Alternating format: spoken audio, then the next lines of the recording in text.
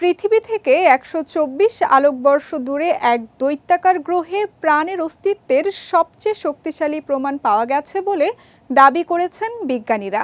সৌরজগতের বাইরের প্রাণের সন্ধানে এটি একটি যুগান্তকারী অগ্রগতি বলে বিবেচিত হচ্ছে। বিস্তারিত থাকছে সৈয়দ নওশাদের ডেস্ক রিপোর্টে।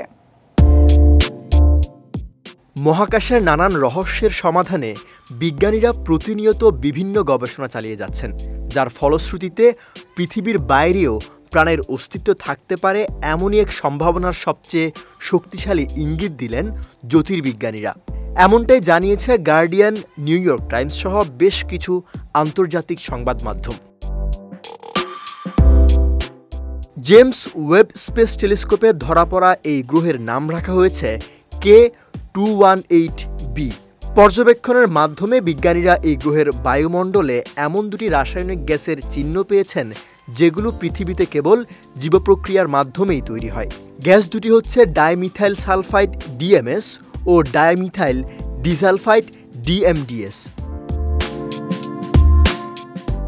পৃথিবীতে মূলত সামুদ্রিক ফাইটোপ্ল্যাঙ্কটনের মতো শৈবাল জাতীয় অণুজীব এসব গ্যাস তৈরি করে। এসব গ্যাসের অস্তিত্বের জন্য ধারণা করা হচ্ছে গ্রহটিতে বিপুল পরিমাণে অণুজীব থাকতে পারে।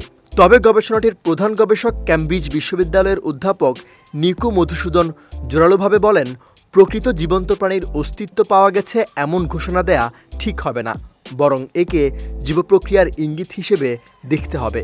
ওয়ালটন আবারও মিলিয়নিয়ার অফারে ওয়ালটন ফ্রিজ কিনে আপনিও হয়ে যেতে পারেন মিলিয়নিয়ার। K218b গ্রহটি পৃথিবী থেকে 8.6 গুণ বড়। সূর্যের চেয়ে আকারে ছোট এমন এক লাল বামন তারার চারপাশে ঘুরছে গ্রহটি। গ্রহটির অবস্থান কক্ষপথের বাসযোগ্য অঞ্চলে, অর্থাৎ গ্রহ থেকে দূরত্বের হিসাবে এখানে তরল পানির অস্তিত্ব থাকার সম্ভাবনা আছে, কারণ প্রাণের অস্তিত্বের জন্য পানি অপরিহার্য। সৈয়দ নওশাদ, বিজয় টিভি, নিউজ ডেস্ক।